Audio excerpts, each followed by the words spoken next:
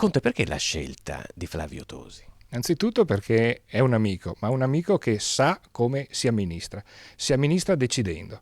Maurizio Conte, assessore uscente della giunta Zaia, si candida alle regionali con la lista Tosi per il Veneto. Uno strappo, quello con la Lega, doloroso ma necessario, spiega, per creare la vera alternativa alla sinistra. Un centrodestra lontano dagli eccessi propagandistici ma dai risultati modesti, che contraddistingue in Veneto l'asse Lega-Forza Italia.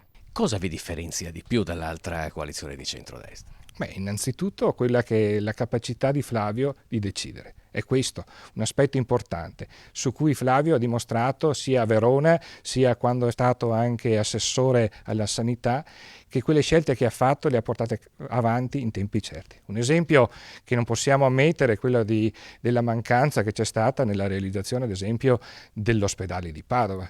Nemmeno si sa dove si andrà a fare o si farà. Si attende di 5 anni per l'ospedale come per altri provvedimenti necessari alla regione. Lo strappo tra Zaiani e Tosiani è netto e si nutre di polemiche anche sull'emergenza profughi. Secondo i tosiani il Veneto sta pagando le indecisioni di Zaia. Ancora una volta non si è preso la responsabilità. Sicuramente poteva mettersi di traverso quando c'è stata la conferenza delle regioni proprio per sottoscrivere quell'atto che invece ora ci impone di accettare i profughi anche in Veneto.